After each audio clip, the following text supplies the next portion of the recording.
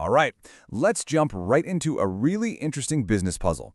It's a story about a decision that, on the surface, looked like a really smart way to save some cash, but it ended up costing the company a whole lot more. So let's put on our detective hats and we're going to solve this thing together. So here's the setup.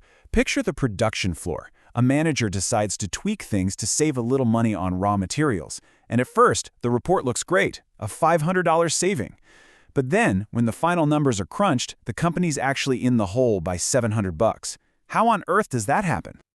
Yeah, this is the big question, isn't it? It just doesn't seem to make sense. You get a positive result in one spot, but it leads to an even bigger negative result overall. It's a classic trap, really. You're celebrating a small win over here, but there's this much larger loss hiding just around the corner.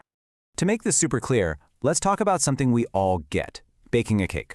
So, imagine you're in the kitchen. You decide to use a cheaper brand of flour to save a couple of bucks. Great, that's your cost saving. But what if that cheaper flour just doesn't rise as well? You put in all the same work, but the cake you pull out of the oven is just smaller. You got less cake for your effort. That's pretty much the heart of our puzzle. Okay, to crack this case, we've got to look at two key measurements that are totally linked. First, what we put into the process, and second, what we actually get out of it. In the world of accounting, we call these the mix and the yield. So let's break that down real quick. On one hand, you've got the mix. Think of this as your recipe. It's the exact blend of ingredients you're using. And on the other hand, that's your yield. That's the output. How much finished product did you actually get from that recipe?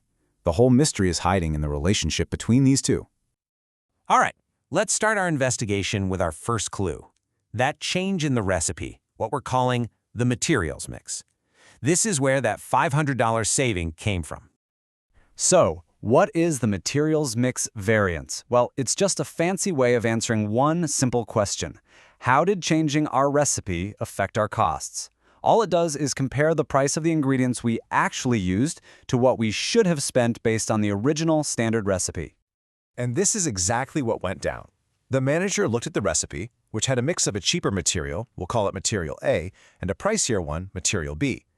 To cut costs, the manager tweaked the formula to use more of A and less of B. Seems like a pretty logical move, right? Now, check out these numbers, because this is where it gets interesting. If they just stuck with the standard mix, the total cost for materials would have been $46,000. But with this new recipe, using more of the cheap stuff and less of the expensive, the total cost dropped to $45,500. And boom, there it is. The difference between those two totals is a $500 saving. In accounting speak, we'd call that a favorable variance. And if you only looked at this one number, you'd probably give that manager a pat on the back. But you know where this is going. That's only half the story.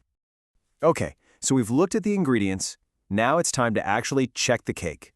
Let's move to the second part of our investigation and look at the output, or what we call the materials yield. The materials yield variance answers a really critical question. Based on all the ingredients we put in, did we get the amount of final product we were supposed to get? It's not about the cost of the ingredients anymore. This is purely about the quantity of what came out at the end. And this right here, this is where the plot thickens. The standard, original recipe was known to produce 1,900 kilograms of product from that amount of material. But the new, cheaper recipe, it only produced 1,850 kilograms. That's a shortfall of 50 kilos. We got less cake. Simple as that. So, what's a 50-kilogram shortfall actually worth? Well, when you value that lost output at its standard production cost, which is $24 a kilo, it turns out that it cost the company $1,200. This is what we call an adverse variance. That cheaper recipe was way less efficient, and that inefficiency had a pretty big price tag. Okay, so now we have both pieces of our puzzle. The cost of the recipe and the value of what it produced. Let's put them together and finally solve this mystery. And it really is this simple when you see it all laid out.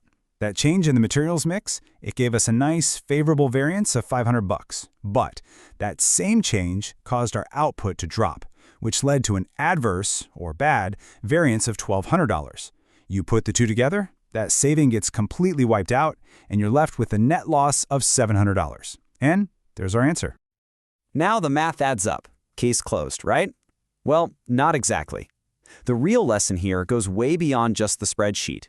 Why does understanding this relationship between mix and yield actually matter in the real world? Because think about it, those numbers we just calculated don't even tell the full story. A cheaper mix might not just produce less, it could produce a lower quality product. That can lead to unhappy customers, which means lower sales down the road, and it can seriously damage a company's reputation. It might even make things harder for the employees on the line, hurting efficiency. These are all hidden costs that can be way more damaging in the long run. You know, there's a quote in the source material that just nails this perfectly. A decision that looks like a clear improvement in one little area, like a simple cost saving, can ripple through the whole business and cause huge problems somewhere else. It's such a powerful reminder to always think about how everything is connected. So I'm going to leave you with this question to chew on. The data, the numbers, they're absolutely crucial. But it's just as important to stop and ask, what are these numbers not telling me? What are the hidden trade-offs? What's the impact on quality, on our people, and on our customers? That is the real key to making smart decisions. Thanks for tuning in.